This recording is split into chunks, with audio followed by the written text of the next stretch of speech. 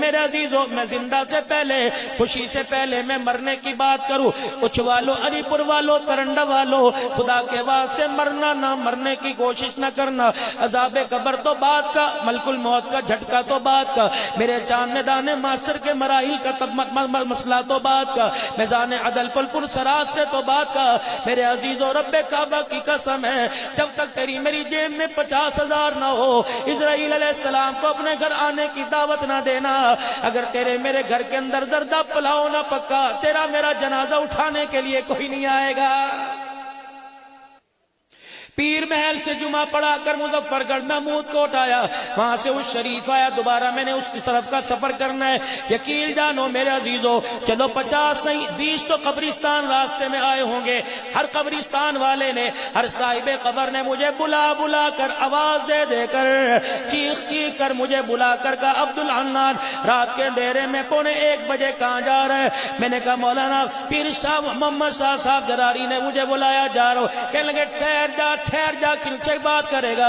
میں نے کہا زندوں کی بستی میں جاؤں گا، ولی اللہ کی بستی میں جاؤں گا، نیکوکار بھی ہوں گے، متقی بھی ہوں گے، پرہیزگار بھی ہوں گے۔ کہنے لگے عبداللہ نال کیا اس کے اندر دل دھڑک رہا ہے؟ میں نے کہا جی جی۔ کہ سانس سے باہر آئی جا رہی ہوں گی؟ جی جی۔ اس کا مطلب ہے تو زندوں میں ہمارے بڑوں بھائیوں سے بات کرنے جا رہا ہے؟ میں نے کہا جی۔ کہ عبدالحنان اپنی تقریر میں ہمارا دکھڑا سنا دینا، ہمارا پیغام سنا دینا، اور زندوں کی بستی میں جا کے مردوں کا پیغام دے کے آنا، اور کہہ دینا خدا کے واسطے قبر کے اندر تیاری کر کے آنا، اگر بغیر تیاری کر کے آئے ایک رات قبر میں گزارنا مشکل ہو جائے گا۔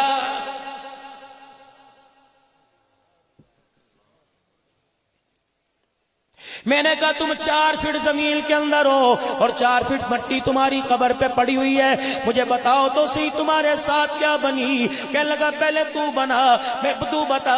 میں نے کہا اللہ مجھے اجازت دیتا، اگر یہ دستور ہوتا تمہارے دفنانے کے بعد جب چرپائی جنازے والی مسجد میں آ گئی، رشتہ دار اپنے اپنے گھروں میں چل گئے، برادری قوم آ کر بیٹھ گئی، کاش مجھے اللہ اجازت دیتا میں تیری بیوی کی، تیرے بچی کی، تیرے بچے کی، تیری پھوپھی کی، تیری خالہ، تیری بہن کی تصویریں اتار کر، تیرے گھر کا نقشہ اتار کر مووی کے ذریعے، کیمرے کی آنکھ کے ذریعے میں تیرے گھر کے اندر بھیجتا۔ وہ جو تیرا بچہ تیری چرپائی کا پایا پکڑ کے رو رہا تھا اور کہہ رہا تھا پیو مر گیا، کنڈ توڑ کے چلا گیا، یہ بچہ 4 جوانوں کے اندر بیٹھ کر گولڈی کی سگریٹ کے کس لگا رہا ہے اور کہہ رہا ہے سارا دن رو رو کے تھک گیا، لا مجھے سگریٹ پلا، میرے سر میں درد ہو رہا ہے۔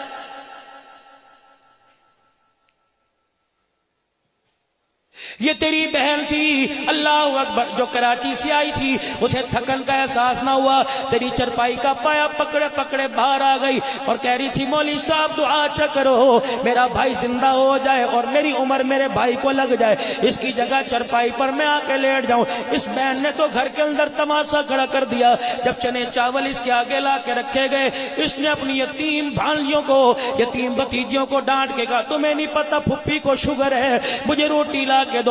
یتیم بچی اماں کا چہرہ دیکھ کے رونے لگی، کہنے لگی اماں ہمارا گھر اجڑ گیا، ہمارا گھر اجڑ گیا، اماں تیرا لال جوڑا چھن گیا، ہمارے سے باپ کی شفقت کا تاج چھن گیا، ہماری پھپھی کو چاول نہیں روٹی کھانے کی پڑی ہوئی ہے۔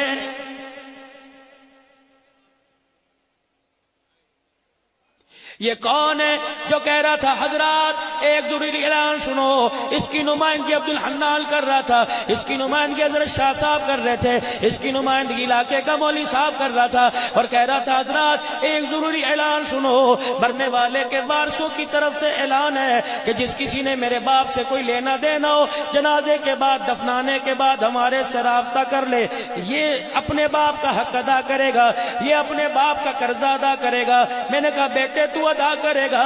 کہنے لگا جی۔ میں نے کہا ادھر آ، تو نے پہلے باپ کا قرضہ دیا جو تیرے پہ پہلے تھا؟ کہنے لگا جی دے دیا۔ میں نے کہا کون سا؟ اللہ اکبر کا جی آپ بتاؤ۔ میں نے کہا جب مولوی صاحب کہہ رہے تھے صفے درست کرو جنازہ پڑھانا ہے، اللہ اکبر، تو پہلی صف میں کھڑا تھا، امام صاحب آئے اور جنازے والی چرپائی کے پاس کھڑے ہو کے کہنے لگے وارث کہاں ہے؟ تو نے کہا میں ہاں جی میں ہاں۔ میں نے تیرے سے پوچھا اجازت ہے پڑھا دو؟ تو نے کہا پڑھا دو۔ اللہ اکبر، فقیر تھے، ریڑھی نگہبان تھے، امیر تھے، وزیر تھے، اپنے تھے، پرائے تھے، سارے اللہ اکبر کہہ کر نیت باندھ کر میرے عزیزو تیسری تکبیر کے بعد اللہم اغفر حینا و میتنا و شاہدنا و غائبنا و صغیرنا و کبیرنا و ذکرنا و انسانا، سارے کے سارے پڑھ رہے تھے۔